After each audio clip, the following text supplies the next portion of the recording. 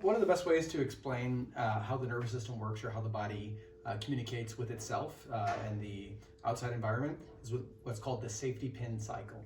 And so I want to really show this and diagram this for everyone so that we can really understand how chiropractic and specifically your nervous system affects all the organs, muscles, and tissues. And so we all know that your brain and nervous system, they're called a master control system because they tell everything what to do, and there's constant communication between your brain and every organ, every cell, every tissue. So your heart, your lungs, your colon, your right leg, and your pinky toe, all controlled by the brain via the nervous system.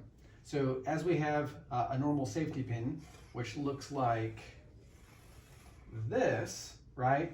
This is your brain, right? And this is going to send information down the spinal cord and then out those nerves to things like your heart, right?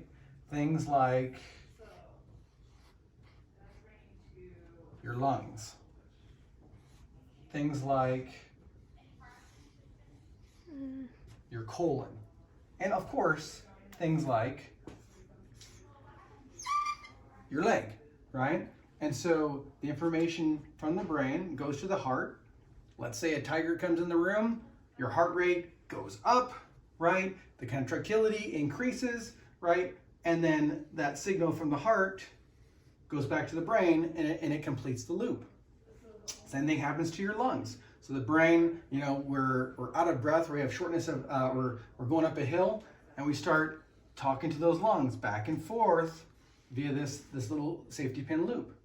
Of course, what happens with life is unnecessarily stressful, right? Whether it be our physical trauma or toxins or just mental stress, we may shift our spine out of position, and it can actually stop that communication back to and from the brain. So now as we talk and tell our leg to perform a certain activity, right, it only gets partial communication, or it only gets partial communication back to the brain.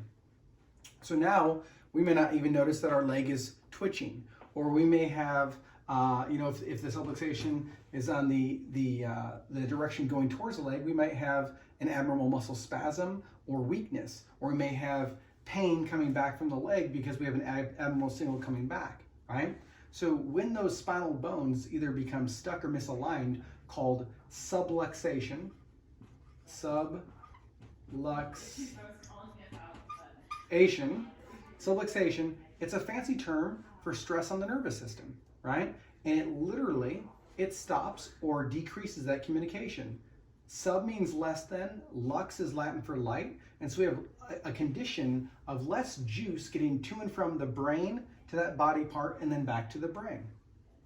The goal of the chiropractor is to find these subluxations along the spine, and then with a specific corrective adjustment, restore proper motion, restore proper position, and thus allow the body to function and to heal itself.